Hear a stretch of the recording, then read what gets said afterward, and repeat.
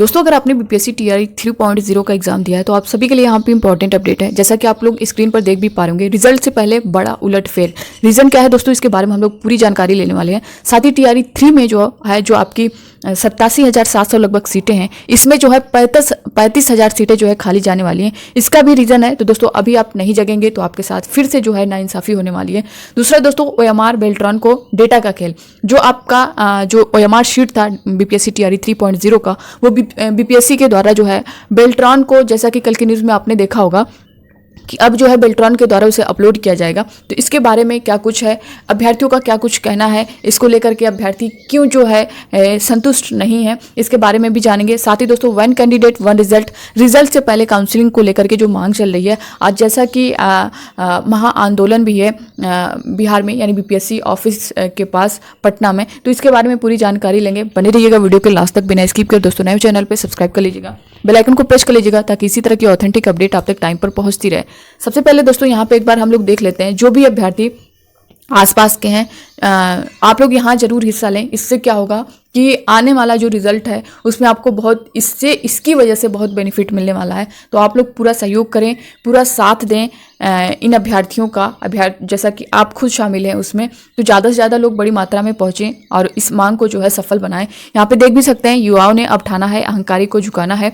2 जायज मांगे हैं इनकी, वन कैंडिडेट वन रिजल्ट को लेकर के। दिनांक 12 अगस्त 2024, समय 11 बजे, स्थान बीपीएससी ऑफिस पटना।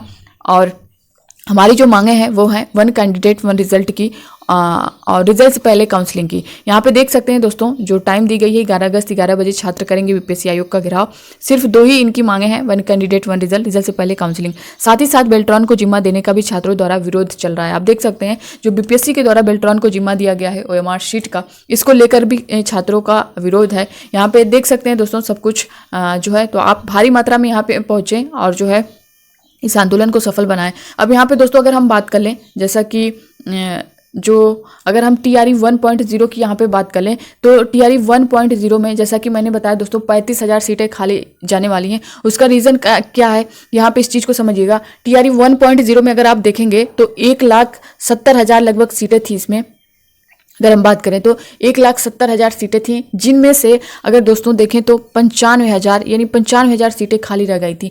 टीआरई 1.0 में ये सारी चीज़ें थी कि 1,70,000 सीटें होने के बाद 95,000 सीटें खाली रह गई थी। न इसका जो है सप्लीमेंट्री रिजल्ट, ना ही वेटिंग लिस्ट जारी की गई। अगर ऐसा होता तो ये सीटें खाली नहीं जाती और उसमें जो है जो योग्य अभ्यर्थी थे, जो कुछ ना कुछ नंबर से रह गए, जो डेट ऑफ बर्थ की वजह से रह गए, और तो वो जो है उसमें ऐड हो जाते, उनका सिलेक्शन हो जाता। दूसरा दोस्तों, यहाँ पे ये ऐसा क्यों हुआ, अगर जो है वन कैंडिडेट वन रिजल्ट को लेकर के जो मांग इस टाइम चल रही है, अगर उस टाइम या तो वेटिंग लिस्ट या सप्लीमेंट्री रिजल्ट जो भी उनके द्वारा जारी किया जाता, या फिर वन कैंडिडेट वन रिजल्ट ही दिया जाता, तब भी जो है वहाँ पे बच्चों का फायदा हो जाता। ये सीटें इतनी ज़्यादा भारी मात्रा में खाली नहीं जाती। तो कहीं ना कहीं ये रीज़न इस चीज़ का है। यही सीटें जो बच रही हैं, जो 95 की है, उसको यहाँ पे 95 के सीट भरा गया था। उसके बाद जितनी सीटें 1,70,000 में से बची थी, वो सीटें जो है फिर जो है टीआरई 2.0 में ऐड किया गया था। जब इतनी सीटें खाली थी दोस्तों, और आप बोल रहे हैं कि 40% जो है आपको क्वालिफाई चाहिए, 40% पे बच्चे क्वालिफाई कर लेंगे, तो फिर जब ये सीटें बच रही हैं तो उन क्वालिफाई जो 40 से ऊपर वाले अभ्यर्थी हैं, उनको क्यों वहाँ पर जो है सिलेक्ट नहीं किया जा रहा है, उनका क्यों लिस्ट में नाम नहीं दिया जा रहा है। तो यहाँ पर टीआरई 1.0 में बच्चे चुप थे। फिर टीआरई 2.0 में अगर देखेंगे दोस्तों, तो टीआरई 2.0 में आपके साथ वही हुआ। लगभग जो है 1,20,000 जो है सीट थी, और उसमें से दोस्तों 40 से 45,000 सीट जो है खाली गई थी। 40 से 45,000 सीटें टीआरई 2.0 में खाली गई थी। इसमें भी वही चीज़ें थी जो टीआरई 1.0 में हुआ। आपका मल्टीपल रिजल्ट जारी किया गया, उसके बाद उनसे जो बची सीटें थी उसका कोई यूज़ नहीं हुआ। दूसरी बात दोस्तों, डॉक्यूमेंट वेरिफिकेशन में बहुत से, अगर आपने देखा होगा कि सभी एग्ज़ाम में जब डॉक्यूमेंट वेरिफिकेशन होता है, काउंसलिंग होती है, तो वहीं पे जो भी है फाइनल वहीं सब कुछ हो जाता है। बट इसमें अगर आपने देखा होगा कि डॉक्यूमेंट वेरिफिकेशन एक, मान लीजिए एग्ज़ाम के बाद एक हल्का फुल्का नॉर्मल वेरिफिकेशन बोल सकते हैं कि रिजल्ट के बाद जो है आपको एक नॉर्मल वेरिफिकेशन देखने को मिल जाएगा। उसके बाद जो फाइनल वेरिफिकेशन होता है वो आपकी ज्वाइनिंग के बाद होता है। आपने जैसा देखा होगा टीआरई 1.0 में भी देखा होगा, टीआरई 2.0 में भी देखा होगा कि डीवी में किसी को बाहर नहीं किया गया। हाँ, ये था कि सामने अगर जो है आपके आधार कार्ड से जो लिंक मोबाइल नंबर था वहाँ पे ओटीपी नहीं जा रही थी तो आपके लिए इशू था, वो नंबर नहीं था तो आपके लिए इशू था। जो सामने वो चीज़ें दिख रही हैं, बाकी जो बारीकी से चेक किया गया है वो बाद में किया गया है, यानी आपके ज्वाइनिंग के बाद किया गया है। जैसे एसटीटी में बहुत से अभ्यर्थी अदर स्टेट से थे, उनका 75 से नीचे था, उनको बाहर किया गया। सीटेट में बहुत से अभ्यर्थी जिनका 82 से 90 के बीच था, इनको बाहर किया गया। क्या ये चीज़ें उनको उस टाइम वेरिफिकेशन में नहीं दिखी ना? जब जो है रिजल्ट के बाद वेरिफिकेशन या रिजल्ट से पहले टीआरई 1.0 में हुआ था, तो उस टाइम क्यों नहीं दिखी ये चीज़ें? उसी टाइम उन बच्चों को, उन कैंडिडेट को बाहर कर देना था, फिर ज्वाइनिंग के बाद किया गया। तो कहीं ना कहीं ये चीज़ें हैं कि नॉर्मल वेरिफिकेशन हुआ, उसके बाद जो कहें कि फाइनल जो वेरिफिकेशन था वो ज्वाइनिंग के बाद कराया गया, उसके बाद उन बच्चों को जो है बाहर किया गया है। तो अगर आप इसी तरह की चीज़ें देखते रहें, टीआरई 1.0 को आपने देख लिया, टीआरई 2.0 को देख लिया, अगर यहाँ पे टीआरई 3.0 में भी आप देखें तो दोस्तों यहाँ पे लगभग जो सीटें हैं वो 87,700 हैं। तो यहाँ पे दोस्तों अगर हम 87,700 सीटें हैं तो इसमें भी दोस्तों इतना मान के चलिए कि 30-35 तक खाली चली जाएंगी। अगर आप इसी तरह से चुप रहे और कुछ ना किए जिस तरह से टीआरई 1.0 में हुआ। बच्चे तो बोल रहे थे इस चीज़ को कि मल्टीपल रिजल्ट्स को हटाया जाए, 1 कैंडिडेट 1 रिजल्ट दिया जाए, बट जो है दोस्तों इस तरह से कहने में और फिर जो है आंदोलन करने में बच्चों का एकजुट होना, यूनिटी दिखाना, तो उसमें फ़र्क होता है। तो कहीं ना कहीं उन अभ्यर्थियों ने ये जो है इस बार जो अच्छा काम किया है वो ये है कि बीपीएससी की ऑफिस के पास जो है जिस तरह से महाआंदोलन हो रहा है इस बार, इसको लेकर के कि 1 कैंडिडेट 1 रिजल्ट जारी किया जाए और रिजल्ट पहले काउंसलिंग की जाए। जो भी काउंसलिंग है, जो भी डीवी है वो फाइनल किया जाए। ऐसा ना हो कि हल्का फुल्का नॉर्मली करा करके फिर उसके बाद ज्वाइनिंग के बाद जो है उनको निकाला जाए। उसमें निकालने का क्या मतलब? अगर आप पहले निकाल देते हैं, जो बची हुई सीटें हैं उन पर अदर बच्चे भी आ सकते हैं। तो यही मांगे हैं, यही सारी मांगे लेकर के, और दोस्तों ये जायज़ मांगे हैं, क्यों नहीं होनी चाहिए? क्योंकि जो सीटें, अगर आप इतनी सीटें दे रहे हैं तो फिर वो जो सीटें बच रही हैं तो फिर क्यों आगे ऐड की जा रही हैं? ऐसा है कि अगर जब इस तरह से किया जा रहा है तो उन एक तरह से कहें कि उन बच्चों के साथ खेला जा रहा है। पहले तो बच्चा एग्ज़ाम की प्रिपरेशन करता है, फॉर्म को अप्लाई करता है, उसका जो एक तरह से कहें पेमेंट जो होता है, उसका पैसा जो लगता है, टाइम जो उसका बर्बाद होता है, बहुत कुछ यहाँ पे ये टीआरई 1.0 से हो रहा है। बहुत से ऐसे कैंडिडेट हैं जो टीआरई 1.0 से इसी तरह चल रहे हैं। फर्स्ट दिया उन्होंने, सेकंड दिया है उन्होंने, अब थर्ड भी दिया है। अगर यहाँ पे भी आप चुप रहने वाले हैं तो फिर आगे 4.0 में जो 1,60,000 वैकेंसी आ रही है दोस्तों, इसमें भी आपको जो है 50% ज्वाइनिंग करा करके बाकी सीटें टीआरई 5.0 में जोड़ दी जाएंगी। तो ऐसा ही होने वाली है। जब सीटें बच रही हैं तो उसके बाद क्यों नहीं वेटिंग लिस्ट जारी की जा रही है? या तो वेटिंग लिस्ट अगर आप नहीं दे रहे हैं तो फिर 1 कैंडिडेट 1 रिजल्ट जारी किया जाए, या इस तरह से किया जाए कि जैसा कि सबसे पहले 11 से 12 वालों का रिजल्ट जारी किया जाए। इसमें जो अभ्यर्थी हैं उनका रिजल्ट, अगर यहाँ पे ज्वाइनिंग हर कोई चाहता है कि उनका अच्छे से अच्छा वर्ग मिले, अच्छी से अच्छी पोस्ट मिले, तो अगर 11 से 12 का अगर आप पहले से इसका रिजल्ट देते हैं तो जो भी अभ्यर्थी है पहले यहाँ पे सिलेक्ट हो जाएगा। वो अपना जो है यहाँ पे डीबी वगैरह जो भी करवानी है 11 से 12 की लेकर के करवा लेगा। तो वो जो अभ्यर्थी है, जो कैंडिडेट है, वो 9 से 10 का जब रिजल्ट आता है तो इसमें तो वो नहीं रहेगा, वो सीट यहाँ पे खाली हो जाएंगी। जैसे बहुत से अभ्यर्थी ऐसे भी हैं इस टाइम जो डीएलएड भी किए हैं, उन्होंने डीएलएड भी किया है, बीएड भी किया है। बीएड वाले तो मान लीजिए आप 6 to 8, 9 to 10, 11 to 12 में अप्लाई कर लेंगे 3 में, बट बीएड जो बीटीसी की बात करें या डीएलएड की बात कर लें यहाँ पे हम अगर, तो डीएलएड वाले 1st to 5th और 6 to 8 में अप्लाई करते हैं। तो अब यहाँ पे बहुत से ऐसे कैंडिडेट भी हैं जो बीएड और डीएलएड दोनों किए हुए हैं।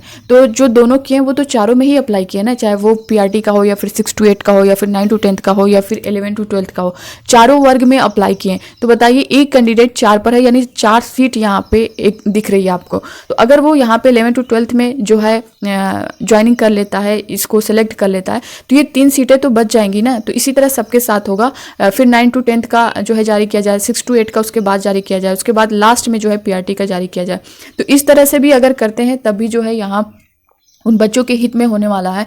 अब आज जो धरना प्रदर्शन, जो महाआंदोलन होने जा रहा है, इसमें क्या कुछ रिजल्ट निकल के आता है, जो भी चीज़ें हैं ये शिक्षा विभाग की तरफ से मानी जाती हैं या नहीं मानी जाती हैं, ये सारी चीज़ें तो क्लियर होंगी ही। सरकार जो है हमारी इसको लेकर के जो सरकार है, हमारी बातें उन्हें माननी चाहिए, क्योंकि ये जो है जायज़ मांगे हैं। ऐसा नहीं है कि कोई अभ्यर्थी कुछ भी किसी भी चीज़ को बोल रहा है, कुछ भी कर रहा है। तो ये जो मांगे की जा रही हैं ये पूरी तरह से जायज़ है, इसमें कोई भी, और जो आंदोलन हो रहा है वो भी पूरी तरह से पीसफुल होगा। ऐसा नहीं है कि ये सारी चीज़ें कुछ उस तरह की चीज़ें चलेंगी।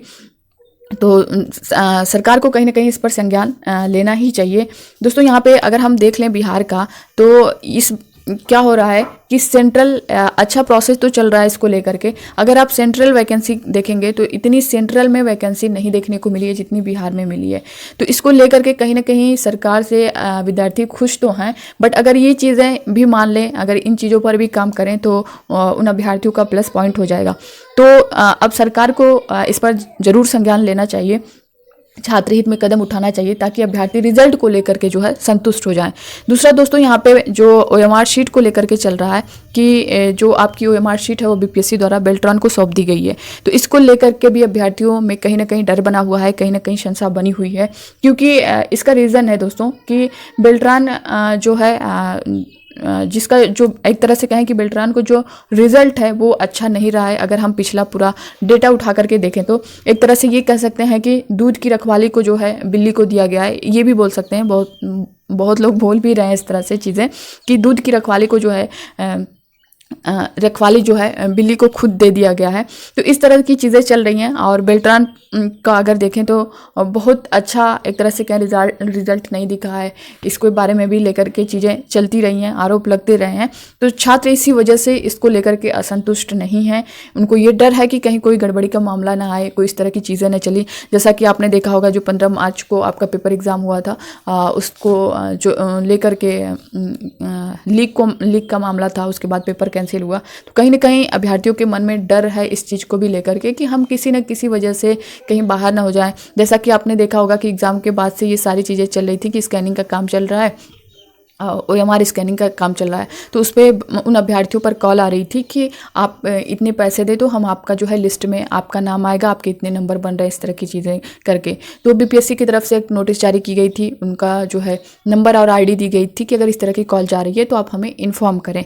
तो ये सारी चीज़ें लेकर के उन अभ्यर्थियों के मन में है कि वो कॉल का आना क्या था, ये सारी चीज़ें, बहुत सारे सवाल उठ रहे हैं। तो देखिए इस पर क्या कुछ होता है। बाकी OMR को लेकर के जैसा कि बोला गया है कि आपका 12-13 तक जो टाइम दी गई है कि अपलोड कर दी जाएगी, तो वो टाइम अब आपका नज़दीकी है, कभी भी अपलोड किया जा सकता है। तो ये थी दोस्तों इससे रिलेटेड पूरी जानकारी। आई होप कि आप सभी को ये वीडियो हेल्पफुल लगा होगा तो दोस्तों लाइक कर दीजिएगा, और नए हो चैनल पर सब्सक्राइब कर लीजिएगा, ज़्यादा से ज़्यादा लोगों तक शेयर करिएगा ताकि सभी को सही जानकारी पहुँच सके। और दोस्तों आपसे रिक्वेस्ट भी है कि आप जो है ज़्यादा से ज़्यादा इस आंदोलन में हिस्सा लें। इससे क्या होगा, आपका ही फ़ायदा होने वाला है, ताकि सरकार तक ये बात पहुँचे और सरकार जो है छात्र हित में कदम उठाए, ताकि जो है अभ्यर्थियों को जो है रिजल्ट को लेकर के वे जो है संतुष्ट रहें। तो ये थी इससे रिलेटेड पूरी जानकारी। मिलते हैं अपने नेक्स्ट अपडेट के साथ, तब तक के लिए bye bye, take care, thank you.